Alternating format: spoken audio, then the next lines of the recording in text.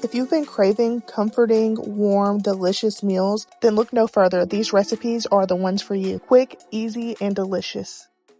I'm all about making things as easy as possible, so I used a mixed bag of bell peppers and onions. You can use whatever you want. You can use fresh, you can use frozen, it really doesn't matter. Like I always say, this is your kitchen. After your bell peppers and onions soften, you want to add your ground beef. Now, I would recommend using half Italian sausage and half ground beef because it gives it more depth of flavor and it's very, very good. I didn't have any Italian sausage, or actually I think I did have Italian sausage and I forgot, so I just used ground beef. But the Italian sausage will bring so much flavor. And if you don't have ground beef, you could always use ground turkey. I would just recommend being a little bit more heavy-handed with the seasoning because ground turkey can be a little bit more bland. But again, I think it'll be just as good.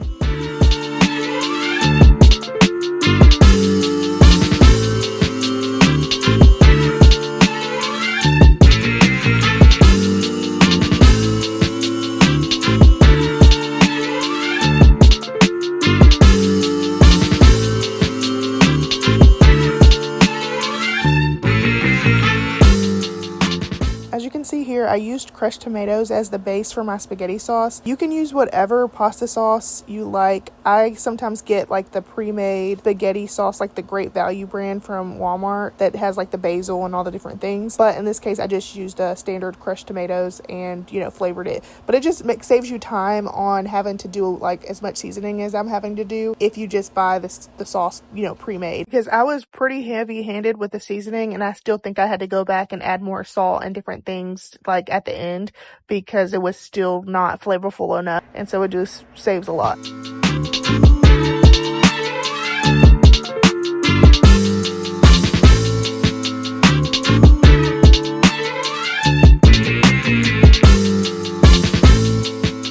There's a huge debate online on whether or not sugar goes in pasta sauce, but I'm a firm believer that it does. Not enough to like make it sweet, like your lips shouldn't pucker like you're eating a dessert, but it should definitely cut the acid in the tomatoes. Now we're moving on to the Alfredo sauce, and if there's one takeaway that you get from this video is make the Alfredo sauce from scratch. The jar sauce does not taste anywhere near the same as making it from scratch at all. I've never found a jar that tastes similar ever. Like, I've tried and I've tried and I've tried and I've took recommendations from online and it always tastes disgusting. So just make it yourself. Make it yourself. It's super easy. Butter, flour, milk, or some dairy, and then Parmesan cheese. It's not hard. It's very, very easy. Just please, I promise it's going to taste better. Like, there are parts of the meal that I'll allow you to skimp on and I'll let you know when that's the case, but this is not one of those. Please. Now, in some recipes for $1 Million Spaghetti, they do put cream cheese in their Alfredo sauce. I wanted it to be a little bit more lighter, and I just didn't feel like there was a reason to put cream cheese in there, but it could be delicious. So if you want to do that, and if you're okay with it being a little bit more heavy, then this would be the time that you would put softened cream cheese into your Alfredo sauce. It'll definitely help it stick to the noodles a little bit more, and it'll give it like more like stronger flavor, because I'll be honest, the Alfredo sauce is not the part that's carrying the dish. It's definitely the spaghetti sauce, but with the cream cheese it'll probably have a more prominent taste.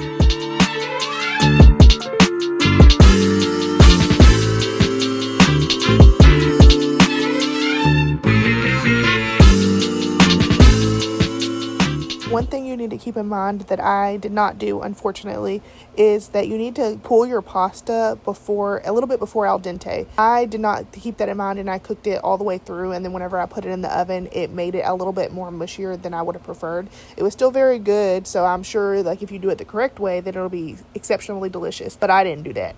So my pasta was a little bit more like, it didn't have a single bite to it. It was just super soft. So yeah, keep that in mind. Like a lot of people, pasta is like in my top 3 favorite foods. Like, I could eat pasta for every single meal and not get tired of it. My trifecta is sushi, barbecue, and pasta. It doesn't matter what kind of pasta it is, lasagna, spaghetti, Alfredo, ravioli, it really doesn't matter. I am not particular. I love them all. And they're all delicious. Comment down below like what your top 3 favorite types of food is.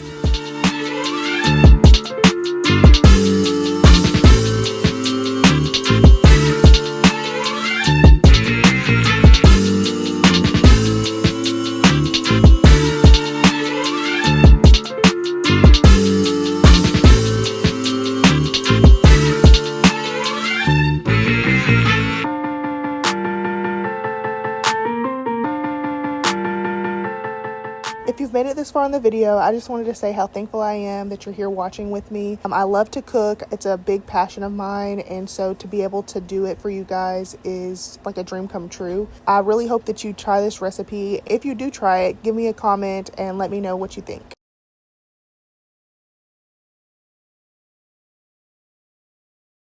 I'm going to be real with you guys and let you guys know that before I got this Instapot, I was terrified of Instapots. The only reason that I decided to purchase one was because me and my husband were supposed to go over the road trucking, and I needed something compact and easy that we could just take with us. And so I purchased this little gadget on Facebook Marketplace, and the rest is history. I love this thing. If you want the quickest, easiest, but most delicious meals you've ever had in your life, then get yourself one of these Instapots. It's so easy, haven't had any issues, and I love this thing to death. I'm going to link the one that I'm using on Amazon down below, but honestly, check out your local Facebook Marketplace because I got this bad boy for like $25. All she needed was a little clean and she was good to go. So highly recommend. As you can see, I'm seasoning this thing like my life depends on it. When it comes to dishes, especially like this, you want to make sure that you're seasoning at every step. As you can see, I'm seasoning the meat, and then whenever it comes down to like the actual chili broth, I season that as well because the flavor will compound and build upon each other, and it will make it so compact and delicious and full of flavor. One of the cool things about an Instapot is it has a saute setting, which is what I'm using right now in the video, and it makes it so easy. You don't have to cook things like your meat and things on the stove first and put it in there. You can do everything right there in the Instapot, and so it just makes less dishes, less mess. Like, who has time on a weeknight to dirty up 15,000 pans? Because not only then do you have to spend an hour standing there cooking, but then you also have to spend 2 hours cleaning up the mess you made. So this just makes it so easy, especially this chili, because literally you're just opening cans and opening a pack of meat and throwing it in there, and then bada bing bada boom, you have delicious chili. I genuinely do not think it can get any easier than this. Another thing that I did to make this chili super flavorful is I used both Italian sausage and ground beef. You don't have to do that, you really don't, but it does give it really good depth of flavor, and I really like doing that with any dish in which the base is tomato base, because I just think it just gives it a very rich and delicious flavor. But like I said, that is not necessary. It will still taste just as delicious if you just use ground beef or even ground turkey. I for the longest time I was just using ground turkey, and I mean, to me it tastes just as good as long as you season well. You put the Worcestershire sauce in there, all the different things like I'm showing you in this video. It will taste just as delicious with ground turkey. I promise you it'll be good. Honestly, I think chili is one of those recipes that it's like super hard to mess up. Like, unless you burn it, I think that it's still going to turn out good, because I really take a lot of creative liberties with my chili. Honestly, every single time I make it, I feel like it might be slightly different. In this instance, I was watching my nephews for my sister because she was out of town, and so I was at her house, and so I was just out here, using what she had in her cabinet. That's why I used that whiskey peppercorn. I ain't never heard of that before, but I used it in place of pepper because for some reason all she had was white pepper, and I didn't feel like white pepper went in this. Okay, this recipe for this cornbread is so good. My husband is obsessed with this recipe. I promise you. I got it from a TikTok, so I'm going to link that down below.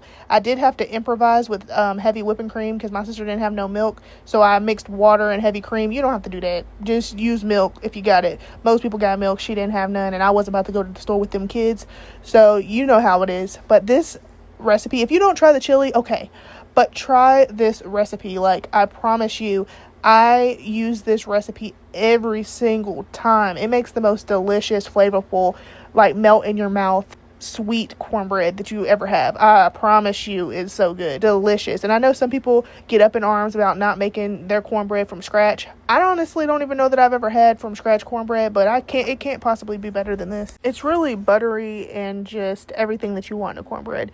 And I used to not even really like cornbread for real.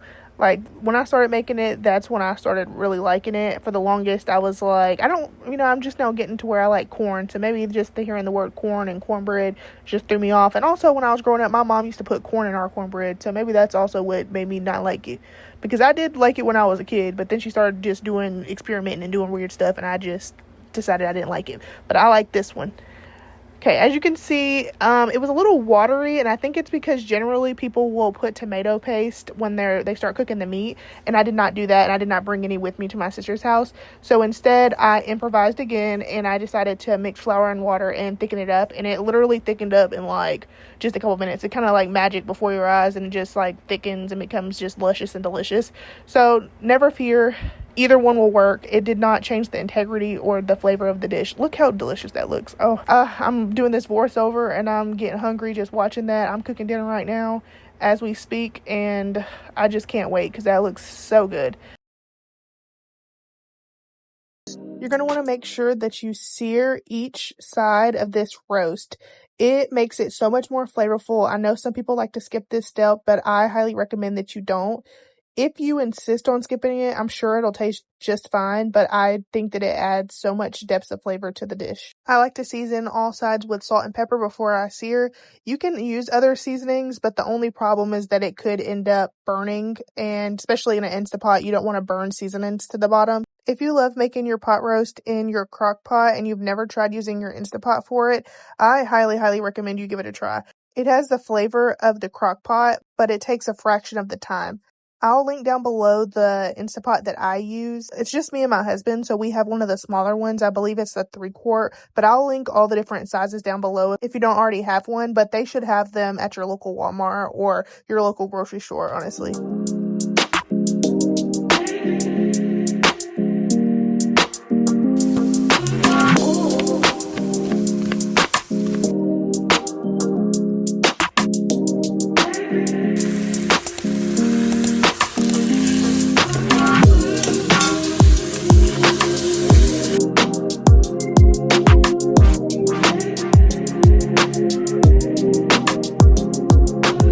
This pot roast was honestly such a hit in my house, and I think part of it is because we love a good pot roast, but the only ways that I ever make it is either like a red wine traditional pot roast or like a Mississippi pot roast, and which is fine. Those are both delicious options, but this is just like a new take on it where we can have the flavor of the pot roast without continuously using those same flavors over and over again.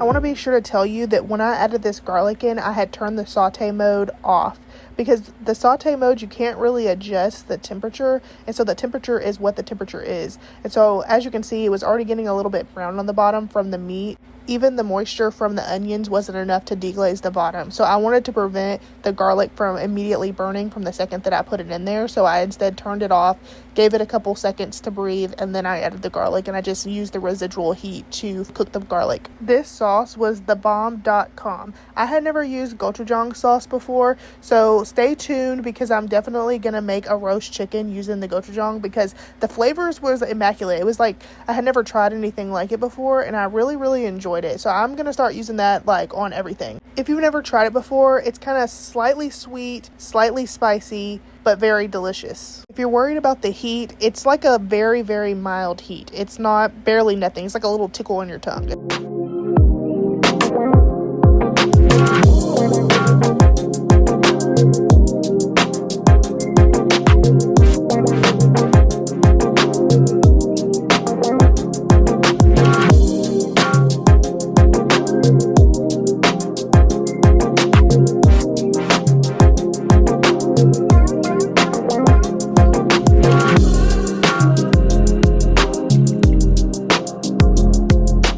I would recommend cooking it for probably 20 minutes per pound. My roast was 2.2 pounds and I ended up cooking it for 50 minutes. Don't be scared if you open it up after it's done and it's not like tender to your liking to put it back on. Like that's what I ended up doing. I did 45 minutes initially and then I ended up putting it back on for 10 minutes. So I think it was 55 minutes. And then make sure you do a natural release each time of 15 minutes. If you've never tried edamame, I highly recommend. I did like a cute little garlic butter sauce. It turned out to be very flavorful and I ended up like exceeding my expectations. It's really high in fiber actually. Like I think a whole bag is like 8 grams of fiber. I think that's pretty good. That's pretty good and it's fun to eat. So if you've never tried it, I highly recommend you give it a try.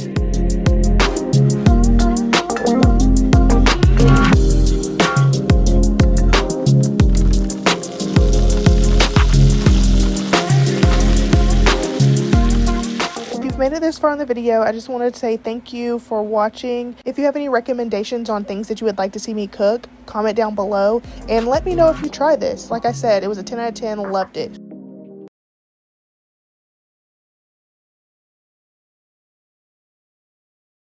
The thing that makes this recipe so easy is that I like to remake the rice. There are plenty of recipes where they use instant rice and so you gotta cook it and cover it up and do all the things. No, I cooked my rice in the Instant Pot. I don't show it in the video because I did it ahead of time. In the Instant Pot, it takes about 14 minutes, 4 minutes on manual, and then 10-minute natural release.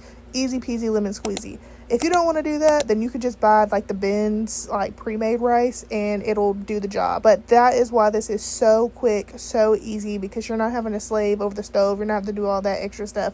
You just layer it and then you put it in the oven, and bada bing, bada boom. That as soon as the cheese is melted and it's all ooey gooey and the flavors melt together, then it's done. I think this recipe is perfect if you just have leftover rice from a meal that you've had previous and you just don't know what to do with it. I think this is the perfect way to use it up. I will say that the highlight of this recipe is the fact that it's so cheesy. I recommend getting a queso that is high quality. We personally use the Julio brand, and I'm so glad I did because, of course, there's like a great value jarred sauce that sometimes I get. It's not the best tasting, but I still get it just because it's cheap. But I'm so glad that I decided to spend a couple extra dollars to get the good quality queso because although it's not saving the money, the taste is so good. And honestly, the other ingredients really don't cost that much for this. I mean, the ground beef, if you don't already have it, maybe, but you could also use ground turkey for this.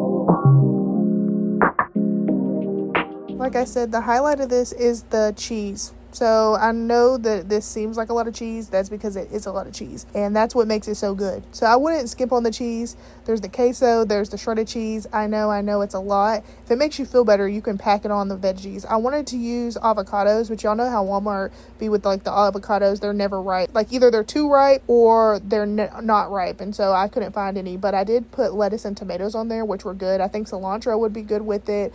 Maybe some pickled jalapenos.